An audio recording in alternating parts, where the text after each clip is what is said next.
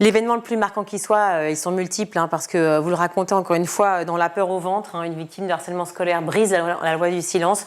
Vous le racontez à l'instar de beaucoup d'autres qui se sont aussi qui se sont racontés à travers de livres ou d'articles lors d'humiliations et de coups et d'insultes et de périodes de harcèlement au cours de leur scolarité. Eh bien, vous arrivez à un événement qui est le plus marquant qui soit, on l'a évoqué en début d'échange, ce moment où des élèves vous renversent des bidons d'essence et vous menacent de vous tuer. Oui. Oui. Ça se passe à la sortie de l'école ? À la sortie de l'école, malheureusement, c'est dans un recoin, c'est-à-dire qu'on n'est pas visible par la concierge, et c'est pendant une heure creuse, c'est-à-dire que tous les élèves sont en cours, donc il n'y a personne. Et moi, mon collège, il était vraiment reculé, donc il n'était pas vraiment dans la ville. Il était à Paris, effectivement, mais au milieu de rien. Il y avait juste un petit parc et sinon c'était que des immeubles. Il n'y avait vraiment rien à côté du collège.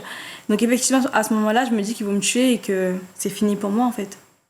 Mais comment vous réagissez ? Vous avez un instinct de survie ? Qu'est-ce qui se passe à ce moment-là ? Je sais qu'il y a un fou rire, il me semble, de l'une d'entre elles. Et c'est là où vous dites, il faut que je m'échappe, je cours, je fais quoi ? C'est ça.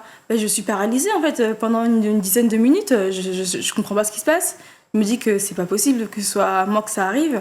Mais au final, quand je les regarde et que je me rends compte que c'est les personnes qui me harcèlent à l'école, je comprends que c'est la suite logique des choses. Je me dis, à l'école, ils me frappent tout le temps, ils m'insultent tout le temps.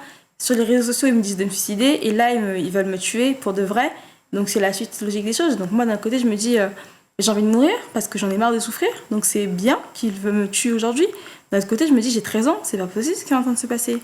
Et effectivement, au bout d'un moment, comme ils ont commencé à rigoler, c'était encore une fois inhumain de leur part. Je me suis dit, bon, soit Anise, tu arrives à courir pour fuir et te mettre en sécurité, soit ils te tueront. Donc j'ai réussi à m'enfuir.